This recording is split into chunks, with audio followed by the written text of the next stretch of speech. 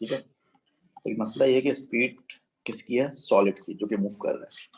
Surface area किसका है, solid का, जो कि मूव कर रहा है। लेकिन डेंसिटी सॉलिड की नहीं है, डेंसिटी ये फ्लूइड की है। यानी जो लिक्विड या गैस आप यूज कर रहे हैं उसकी डेंसिटी पे डिपेंड करता है। इसके लिए जो मैंने लफ्ज इस्तेमाल किया था वो था विस्कस ड्रैग। ठीक है, तो फ्लूइड फ्रिक्शन को आप विस्कस ड्रैग भी कह सकते हैं। ये हमारी बात हुई थी। चलिए आज की क्लास का स्टार्ट करते हैं मामला।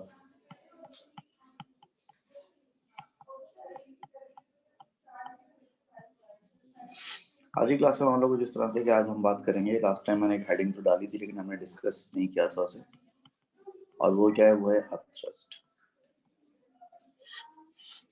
पहले मैं अपथ्रस्ट की डेफिनेशन लिख देता हूँ। अपथ्रस्ट का मतलब क्या है,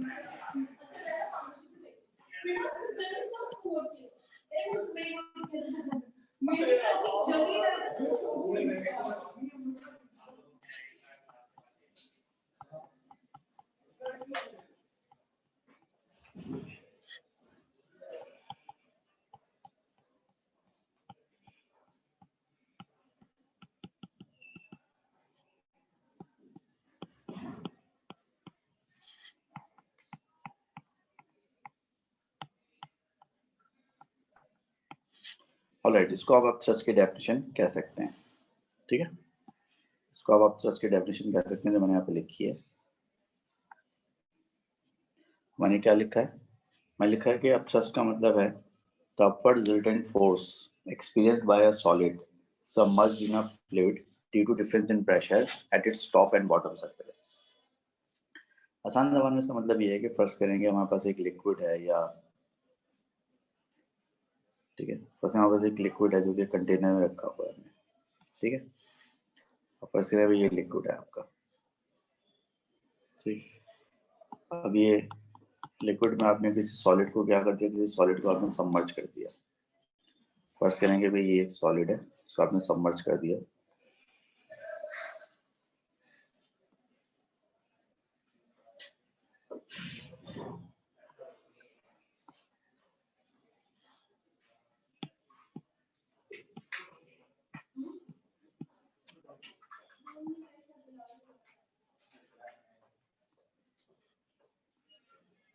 ठीक है, एक सॉलिड है, इसको आपने इस लिक्विड के अंदर डिबो दिया। तो एक प्रेशर तो उसके ऊपर वाली सरफेस पे लग रहा होगा और एक प्रेशर इसके नीचे वाली सरफेस पे लग रहा होगा। अब किसी भी फ्लूइड के अंदर जो प्रेशर होता है वो डिपेंड करता है किस पे, रो जी एच पे। यानी किसी भी लिक्विड के अंदर या फ्लूइड के अंदर जो प्रेशर होता है वो तीन चीज़ों पर डिपेंड करता है, एक डेंसिटी पे, एक वैल्यू ऑफ जी पे और एक डेप्थ पे। अब इस वाले प्रेशर के लिए उस वाले प्रेशर के लिए जो है डेंसिटी ऑफ लिक्विड सेम है, वैल्यू ऑफ जी भी सेम है, लेकिन डेप्थ डिफरेंट है। इस पॉइंट की डेप्थ जो है वो इतनी है, जबकि इस पॉइंट की डेप्थ जो है वो इतनी है। लिहाजा जो प्रेशर P1 होगा वो कम होगा और जो प्रेशर P2 होगा वो क्या होगा, वो ज़्यादा होगा। तो चूंकि यहाँ पर प्रेशर P2 जो है P1 से ज़्यादा है, तो इसका मतलब है कि अपवर्ड प्रेशर ज़्यादा है कंपेयर टू डाउनवर्ड प्रेशर के। और चूंकि अपवर्ड प्रेशर ज़्यादा है तो इसका मतलब है कि अपवर्ड फोर्स ज़्यादा होगी कंपेयर टू डाउनवर्ड फोर्स के। तो ये जो अपवर्ड फोर्स लगेगी इस प्रेशर की वजह से, ठीक है, और जो डाउनवर्ड फोर्स लगेगी इस प्रेशर की वजह से, बाय द वे फोर्स बराबर होती है प्रेशर इंटू एरिया के। तो F1 बराबर होगा प्रेशर 1 इंटू एरिया और F2 बराबर होगा प्रेशर 2 इंटू एरिया।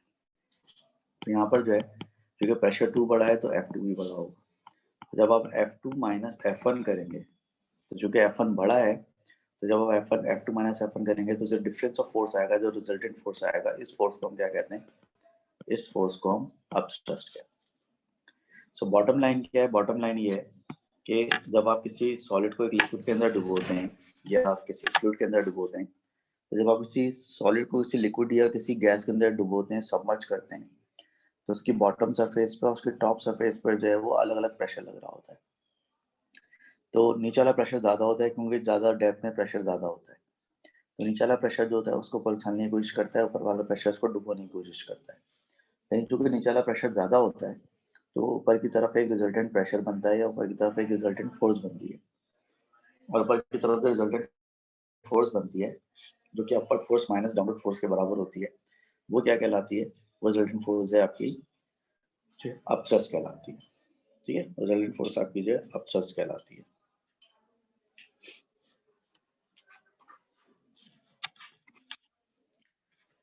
अब ये जो अपथ्रस्ट है, इसका मेन रीजन क्या है? इसका मेन रीजन है डिफरेंस इन प्रेशर। ठीक है? तो जो मेन रीजन है वो क्या है? Difference in pressure at its top and bottom surface. यानी कि टॉप और बॉटम सरफेस पे जो प्रेशर डिफरेंस है वो इसका मेन रीजन है।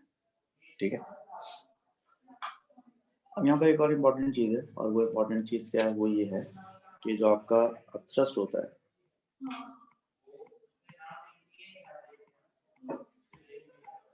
अब जो अपथ्रस्ट होता है वो बराबर होता है किसके? वो बराबर होता है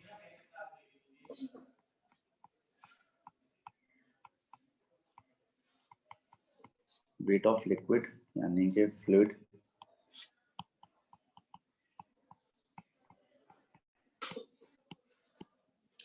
डिस्प्लेस्ड बाय सॉलिड। ठीक है? तो मैंने आपसे क्या कहा? मैंने आपसे कहा कि जो आपका अपथ्रस्ट होता है, ये अपथ्रस्ट जो बराबर होता है किसके? ये अपथ्रस्ट आपका बराबर होता है वेट ऑफ लिक्विड या weight of fluid displaced by solid के।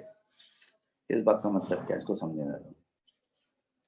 ये जो चीज़ मैंने लिखी है ना, ये चीज़ बेसिकली कहलाती है आर्किमिडीज प्रिंसिपल।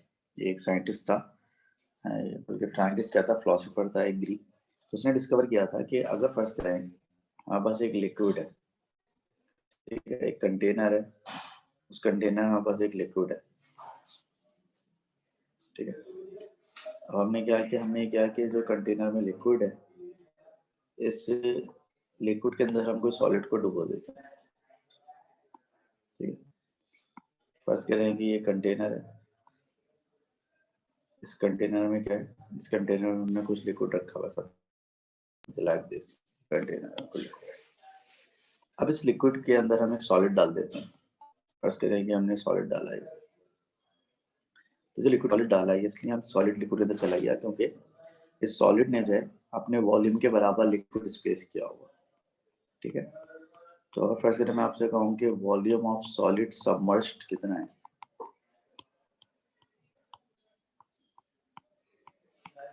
फर्स्ट के volume of solid submerged V है, तो it will also be equal to volume of liquid displaced.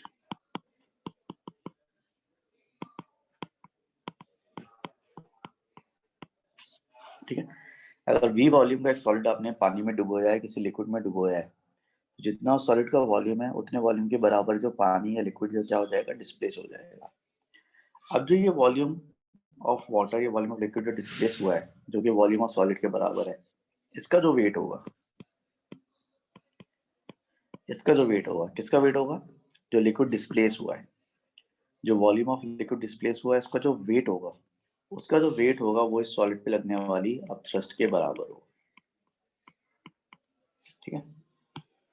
इसका जो वेट होगा वो इस सॉलिड पे लगने वाली अपथ्रस्ट के बराबर होगा। ये चीज बेसिकली आर्किमिडीज ने प्रूफ की थी। तो इसको आर्किमिडीज ने तकरीबन आज से कोई 2,500-3,000 साल पहले प्रूफ किया था। हम इसको आज प्रूफ करेंगे। ठीक है? लेकिन कैसे प्रूफ करेंगे? फर्स्ट करेंगे भाई, ये हमारे पास हो गया एक कंटेनर, और उस कंटेनर में है liquid.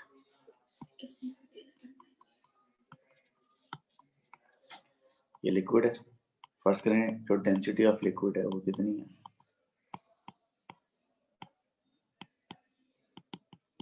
Density of fluid, fluid से हमारा यहाँ पर लिक्विड है, वो रो है। इसके अंदर हमने एक सॉलिड को जो है सबमर्ज कर दिया, इस सॉलिड को सबमर्ज कर दिया भाई हमने। ठीक है? इस सॉलिड का जो एरिया ऑफ क्रॉस सेक्शन है वो कितना है? ए। तो ए क्या चीज है? ए जो है वो एरिया ऑफ क्रॉस सेक्शन है सॉलिड। ठीक है। इसके अलावा सॉलिड की हाइट भी है कुछ, और हाइट क्या है h, सॉलिड की हाइट क्या है h। तो जो आपका वॉल्यूम ऑफ सॉलिड है वो कितना होगा,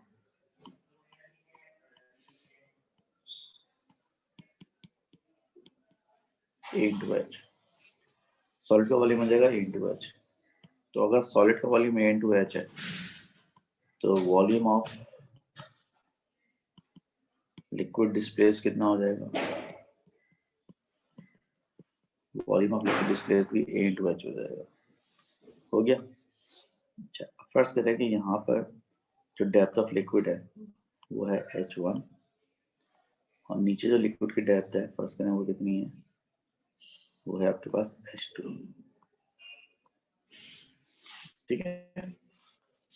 अब यहाँ पर जो प्रेशर लग रहा होगा ऊपर जो प्रेशर लग रहा होगा कितना लग रहा होगा P1, और ये नीचे जो प्रेशर लग रहा होगा ये कितना लग रहा होगा, प्रेशर लग रहा होगा P2। अच्छा, P1 किसके बराबर होगा, P1 बराबर होगा F1 इंटू ए के, P2 बराबर होगा किसके, F2 इंटू ए के। इसके अलावा जो आपका P1 है ये it is also equal to rho G H1, rho G H1 होगा ना भैया, ठीक है। और ये जो P2 है किसके बराबर होगा, रो जी H2 के बराबर, ठीक है। अच्छा, ये मैंने थोड़ी सी मिस्टेक कर दी, एक मिनट रुकिएगा, थोड़ी सी अच्छा हाथ से मिस्टेक कर दी। मिस्टेक मैंने ये कर दी भाई कि P1 रो जी H1 के बराबर होगा और P2 जो है वो रो जी H2 के बराबर होगा, फोर्स को छोड़ देंगे, ठीक है। तो अब इसकी जो टॉप सरफेस पे जो फोर्स लग रही है F1 वो किसके बराबर होगी, P1 इंटू ए के बराबर, मैंने फॉर्मूला गलत लिख दिया था। और जो नीचे फोर्स लग रही है F2 वो किसके बराबर होगी, P2 इंटू ए के बराबर। अब यहाँ पर जो F2 है आपकी, यहाँ पर जो F2 है आपको पता है वो ज़्यादा होगी कंपेयर टू F1। क्यों ज़्यादा होगी, क्योंकि नीचे का प्रेशर ज़्यादा है, नीचे डेप्थ ज़्यादा है। और जो अपथ्रस्ट होगी वो किसके बराबर होगी, अपथ्रस्ट होगी इन दोनों के डिफरेंस के बराबर होगी। तो अपथ्रस्ट बराबर होगी F2 माइनस F1 के बराबर होगी। तो लिहाजा जो अपथ्रस्ट हुई वो क्या हुई, जो अपथ्रस्ट हुई F2 की जगह क्या आएगा, P2A माइनस P1A, ये वही अपथ्रस्ट। अब ए इसमें से कॉमन ले लेंगे, वो बाद में ले लेंगे, पहले देखें P2 किसके बराबर है। P2 आपका बराबर है रो जी H2A माइनस रो जी H1A। कॉमन आएगा रो जी, ए कॉमन आएगा तो बचेगा क्या ब्रैकेट में, H2 माइनस H1। और अगर थोड़ा सा और करें डायग्राम पे तो यहाँ पर देखेंगे H2 माइनस H1 क्या चीज़ है, ये यहाँ तक H1 है और यहाँ तक H2 है। तो H2 माइनस H1 किसके बराबर बन रहा है, H2 माइनस H1 H के बराबर बन रहा है, ठीक है। अब क्या होगा,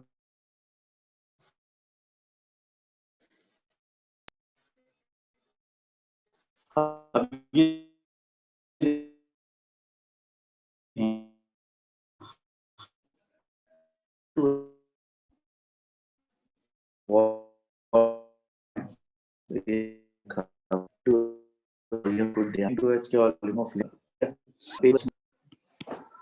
A इंटू एच क्या चीज है, A इंटू एच जो है वो वॉल्यूम ऑफ लिक्विड डिस्प्लेस्ड है,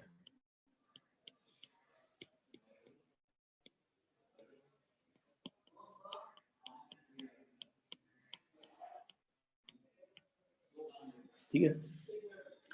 A इंटू एच जो है वॉल्यूम ऑफ लिक्विड डिस्प्लेस्ड है, एच को मल्टीप्लाई रो कर दें तो रो जो है डेंसिटी ऑफ लिक्विड है। किसी भी वॉल्यूम को अगर आप डेंसिटी से मल्टीप्लाई करें तो क्या आ जाता है, मास, मिलेगा मास ऑफ लिक्विड डिस्प्लेस्ड। फिर अगर आप A into H into rho जो कि मास ऑफ लिक्विड डिस्प्लेस को मल्टीप्लाई बाय जी कर दें, जब आप मास को मल्टीप्लाई बाय जी करते हैं तो क्या हो जाता है, हो जाता है वेट। तो वेट ऑफ लिक्विड डिस्प्लेस्ड। की जगह आप क्या लिख सकते हैं, पूरे एक्सप्रेशन की आप लिख सकते हैं रेट ऑफ लिक्विड डिस्प्लेस्ड, और ये बराबर किसके आया है, ये बराबर आया अपथ्रस्ट के, लेफ्ट साइड पे अपथ्रस्ट चल रहा है। तो इसका मतलब क्या हुआ, इसका मतलब ये हुआ कि जो थ्रस्ट होती है वो वेट ऑफ लिक्विड डिस्प्लेस्ड के बराबर होती है। ये मतलब हुआ ना इस बात का, थ्रस्ट होती है वो वेट ऑफ लिक्विड डिस्प्लेस्ड के बराबर होती है, यानी आप जितना लिक्विड डिस्प्लेस करेंगे आपके ऊपर अपथ्रस्ट उतनी ज़्यादा लगेगी, ठीक है। और जब आप जितना कम लिक्विड डिस्प्लेस करेंगे आपके ऊपर अपथ्रस्ट उतनी कम लगेगी।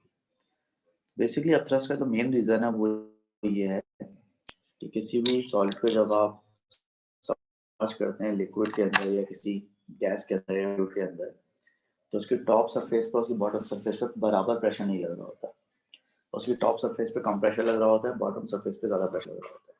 इस प्रेशर डिफरेंस की वजह से क्या होता है, इस प्रेशर डिफरेंस की वजह से होता है कि आपका जो है वो रिजल्टेंट फोर्स लगती है आपके अपवर्ड, और रिजल्टेंट फोर्स कहलाती है, रिजल्टेंट फोर्स अपथ्रस्ट कहलाती है, ठीक है। रिजल्टेंट फोर्स अपथ्रस्ट कहलाती है। फिर हमें ये प्रूव करना था कि जो अपथ्रस्ट लगती है किसी सॉलिड के ऊपर, वो अपथ्रस्ट बराबर होती है उस लिक्विड के वेट के, जिसको वेट ऑफ लिक्विड डिस्टेंस के बराबर होती है। इसको हमने यहाँ पर जो है मैथमेटिकली प्रूव करने की कोशिश की और अल्लाह का शुक्र है कि हम इसमें कामयाब हुए, ठीक है। तो ये अपथ्रस्ट पे हमारी बात जो है मुकम्मल हो गई। चलिए अब आगे चलते हैं। उसका एक छोटा सा कॉन्सेप्ट है वो डिस्कस कर लेते हैं, और वो कॉन्सेप्ट क्या कहलाता है, वो कॉन्सेप्ट कहलाता है भाई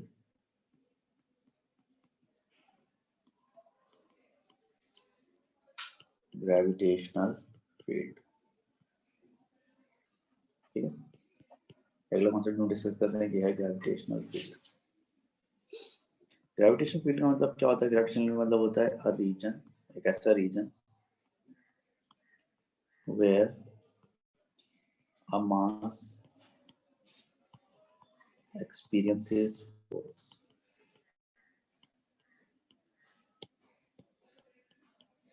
ठीक है। ग्रेविटेशनल फील्ड आप एक ऐसी जगह को कहते हैं जहाँ पर एक मास जो फोर्स एक्सपीरियंस करे। मिसाल पर अगर ज़मीन है तो ज़मीन के पास अगर आप किसी ऑब्जेक्ट को लेकर आते हैं तो फोर्स फील करता है, लेकिन दूर ले जाए तो फोर्स फील नहीं करता। इसका मतलब है कि इन दोनों पॉइंट्स के बीच में एक लिमिट होगी, इस लिमिट के अंदर ज़मीन आपको अट्रैक्ट करेगी, लेकिन इस लिमिट के बाद ज़मीन आपको अट्रैक्ट नहीं करेगी। तो जो लिमिट है ज़मीन के चारों तरफ जहाँ तक ज़मीन आपको अट्रैक्ट करती है, ये लिमिट क्या कराएगी, ज़मीन की ग्रेविटेशनल फील्ड कराएगी। ग्रेविटेशनल फील्ड मतलब एक ऐसा रीजन जहाँ पर कोई मास फोर्स एक्सपीरियंस करे। अब अगर फर्स्ट करें कि ये एक प्लेनेट है जो हमने बनाया है, ठीक है। फर्स्ट करें एक प्लेनेट है और हम इस प्लेनेट की जो ग्रेविटेशनल फील्ड बनाते हैं, तो इस प्लेनेट की जो ग्रेविटेशनल फील्ड बनेगी वो कुछ ऐसी बनेगी, समथिंग लाइक दिस।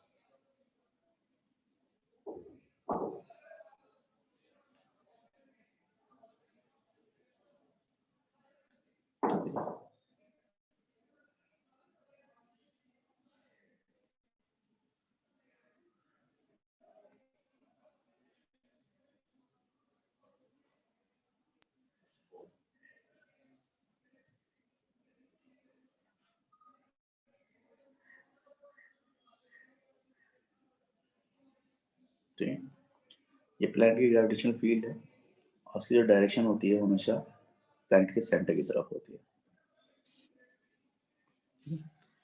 ये प्लेनेट की ग्रेविटेशनल फील्ड लाइंस हैं जो कि हमेशा किस तरफ होती है, सेंटर की तरफ होती है। तो these are gravitational field lines या ग्रेविटेशनल फील्ड, ठीक। अब और फर्स्ट करेंगे हमारे पास यहाँ पर एक ऑब्जेक्ट है छोटा सा, और छोटे से ऑब्जेक्ट का मास m है।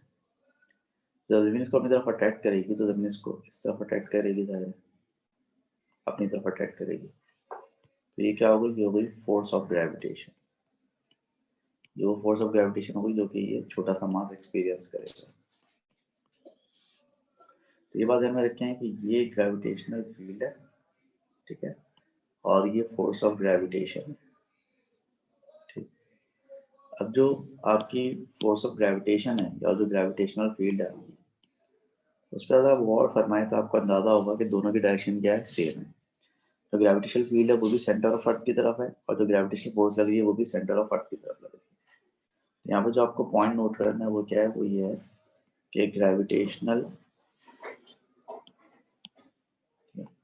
आपको जो पॉइंट यहाँ पे नोट करना है वो क्या नोट करना है कि gravitational force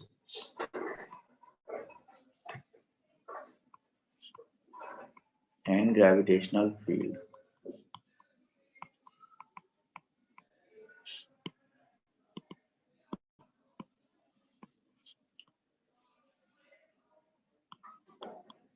are always in the same direction। ठीक है, यानी ग्रेविटेशनल फील्ड और जो ग्रेविटेशनल फोर्स होती है वो हमेशा सेम डायरेक्शन में होता है। ऐसा नहीं हो सकता कि ग्रेविटेशनल फील्ड एक दूसरी डायरेक्शन में हो, ग्रेविटेशनल फोर्स एक दूसरी डायरेक्शन में हो। ग्रेविटेशनल फील्ड और ग्रेविटेशनल फोर्स हमेशा सेम डायरेक्शन में होता है। ठीक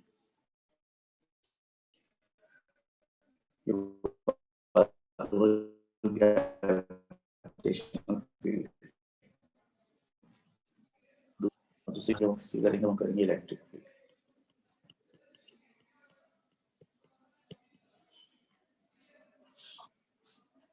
इलेक्ट्रिक फील्ड में कैसे रीजन को कहते हैं,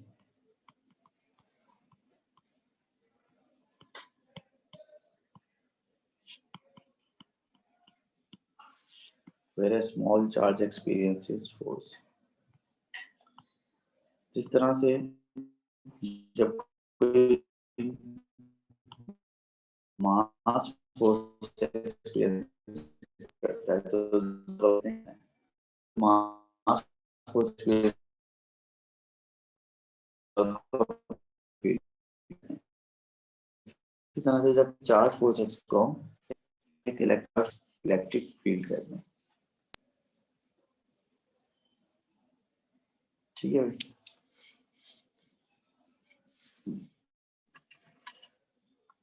अब इलेक्ट्रिक में थोड़ा सा डिफरेंट होता है ग्रेविटेशनल फील्ड से। मिसाल के तौर पर ये एक पॉजिटिव चार्ज है, फर्ज करें कि ये एक नेगेटिव चार्ज है। ठीक है, ये एक पॉजिटिव चार्ज है बेचारा और ये एक नेगेटिव चार्ज है बेचारा। ठीक है, अब अगर आप लाइन से बनेंगी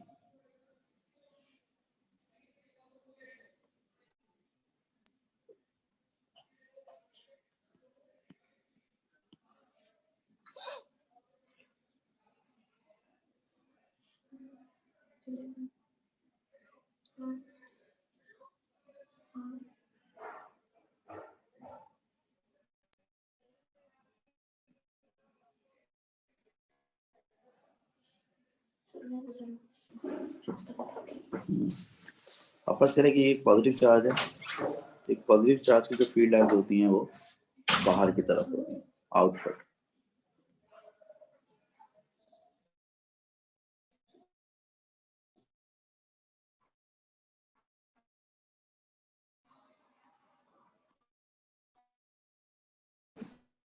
इसी तरह की बात करें नेगेटिव चार्ज के साथ मुख्तलिफ होता है।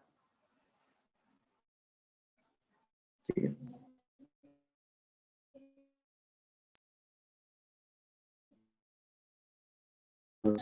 नेगेटिव जो फील्ड है, जो फील्ड है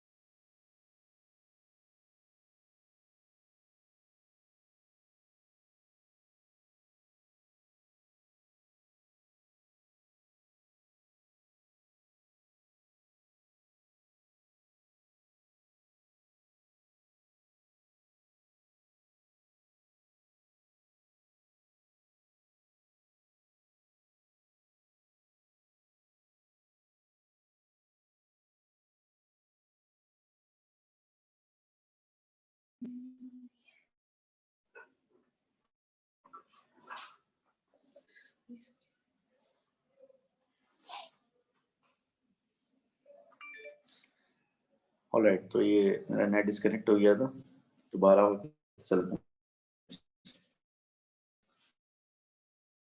तो मैंने आपसे कहा था कि फर्स्ट करेंगे दो चार्जेस है, एक पॉजिटिव चार्ज है और एक नेगेटिव चार्ज है। पॉजिटिव फील्ड होगी वो आउटवर्ड होगी और नेगेटिव चार्ज जो फील्ड होगी वो कैसी इनवर्ड होगी। और हम दोनों चार्जेस के पास जो है दो चार्ज लेकर आते हैं, पॉजिटिव और नेगेटिव। जो पॉजिटिव चार्ज है उसको पॉजिटिव चार्ज क्या करेगा, रिपेल करेगा। तो पॉजिटिव चार्ज पे जो फोर्स लगेगी वो फोर्स, और पॉजिटिव चार्ज नेगेटिव चार्ज को क्या करेगा, अट्रैक्ट। तो नेगेटिव चार्ज पे जो फोर्स लगेगी, फोर्स कैसे लगेगी, फोर्स इनवर्ड लगेगी। ठीक है, इस नेगेटिव चार्ज को ही अट्रैक्ट करेगा। इसी तरह से जो नेगेटिव चार्ज है पॉजिटिव चार्ज को क्या करेगा, अट्रैक्ट, इस पर फोर्स नीचे की तरफ लगाएगा। ठीक है, अगर नेगेटिव चार्ज नेगेटिव चार्ज को क्या करेगा, नेगेटिव चार्ज को रिपेल करेगा, फोर्स बाहर की तरफ लगाएगा। अच्छा, ये बात ध्यान में रखेंगे, ब्लू कलर से जो हमने लाइन बनाई है इलेक्ट्रिक फील्ड की लाइन है, और रेड कलर से जो हमने लाइन बनाई है ये फोर्स की लाइन है। तो अगर आप पॉजिटिव चार्ज के मामले में देखें, तो पॉजिटिव चार्ज के मामले में जो फील्ड लाइंस हैं और जो पॉजिटिव चार्ज करने वाली फोर्स है दोनों सेम डायरेक्शन में, दोनों सेम डायरेक्शन में। और नेगेटिव चार्ज में देखें तो पॉजिटिव चार्ज और फील्ड लाइंस पर लगने वाली फोर्स और पॉजिटिव चार्ज लगने वाली फोर्स और फील्ड लाइन पर यहाँ पर भी सेम डायरेक्शन में। यानी अगर आप पॉजिटिव चार्ज पे फोकस करें तो पॉजिटिव चार्ज पे जो फोर्स लग रही है ये फोर्स और फील्ड लाइन सेम डायरेक्शन में, और यहाँ पर भी जो पॉजिटिव चार्ज पे फोर्स लग रही है ये अनइनवर्ड है और इलेक्ट्रिक फील्ड लाइन भी इनवर्ड है। यानी force acting on a positive charge in electric field is always in the direction of electric field. जबकि अगर आप नेगेटिव चार्ज को देखें तो देखें पहले वाली डायग्राम में इलेक्ट्रिक फील्ड बाहर की तरफ है, लेकिन नेगेटिव चार्ज पे फोर्स कहाँ लग रही है, अंदर की तरफ। दूसरे वाली डायग्राम में देखें तो इलेक्ट्रिक फील्ड जो अंदर की तरफ है, लेकिन नेगेटिव चार्ज पे फोर्स कहाँ लग रही है, बाहर की तरफ। तो कंक्लूजन क्या निकाला हमने, कंक्लूजन ये निकाला भाई कि force on a positive charge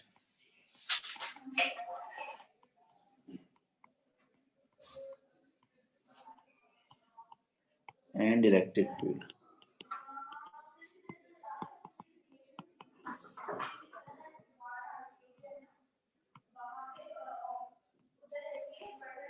are always in the same direction। ठीक है, पॉजिटिव चार्ज पे जो फोर्स लगेगी और जो इलेक्ट्रिक फील्ड की डायरेक्शन होगी वो हमेशा सेम डायरेक्शन में होगी। इसी तरह जो force on a negative charge लगेगी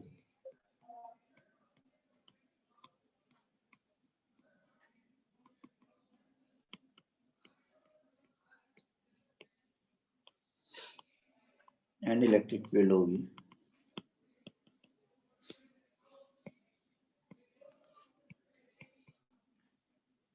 और ऑलवेज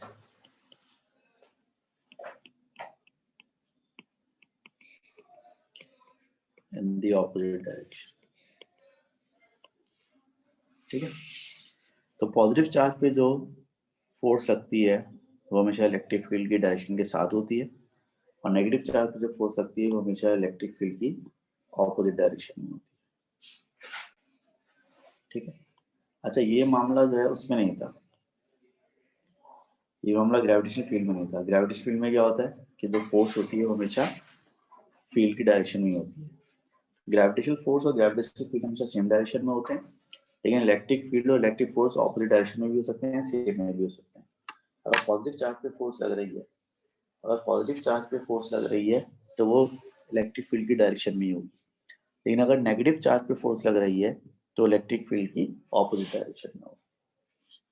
ठीक है भाई, ये हमारे कुछ मामला हो गए थ्रस्ट के बारे में, ग्रेविटेशनल फील्ड के बारे में, इलेक्ट्रिक फील्ड के बारे में, और डिस्कस ड्रैग जो फ्लूइड फ्रिक्शन है हमने कल डिस्कस करी। अब हम क्या करेंगे, हम इसकी एक वर्कशीट सॉल्व करेंगे। तो आप लोगों को बुक 2 की सबसे पहली वर्कशीट निकालनी है। ठीक है, बुक 2 निकालें सब लोग, बुक 2 की सबसे पहली वर्कशीट निकालें जल्दी से, शाबाश।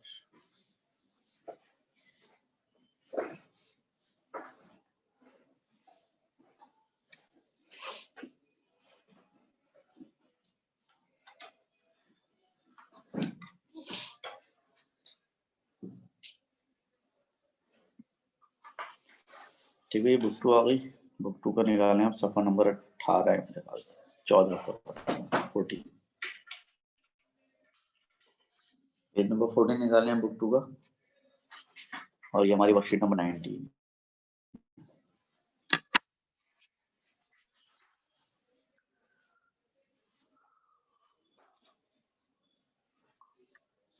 ठीक है, तो हम लोग बुक 2 का पेज नंबर 14 निकालें जल्दी से शाबाश।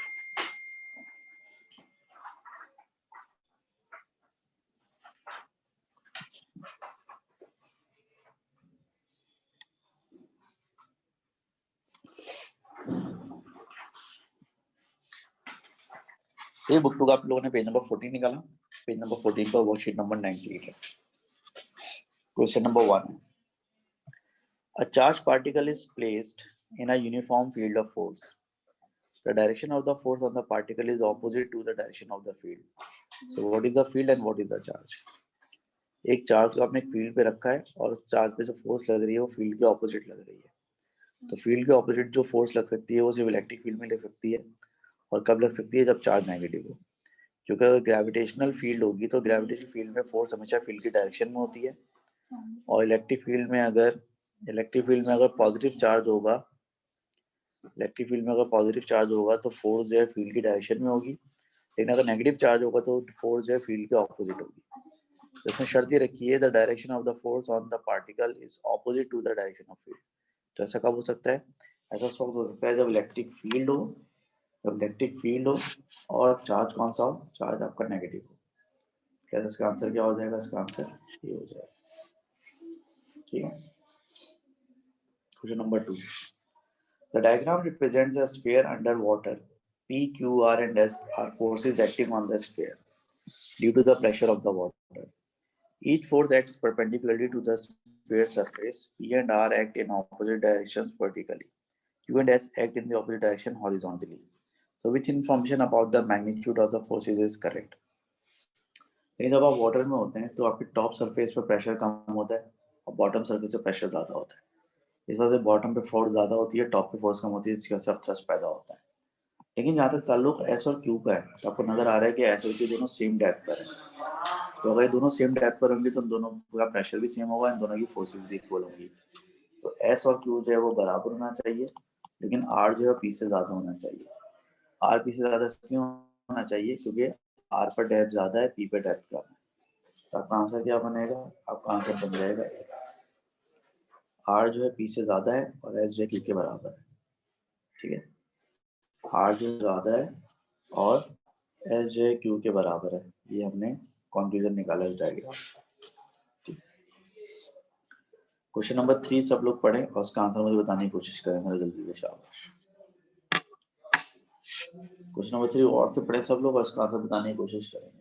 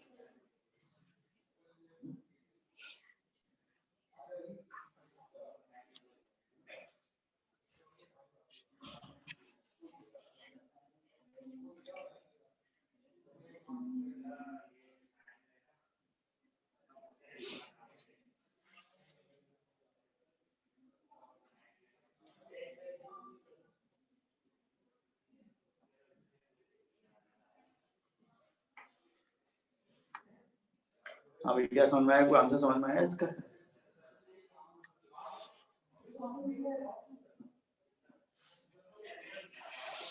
कह रहे हैं कि 4 cubites with identical lengths, breadths and heights are immersed in water.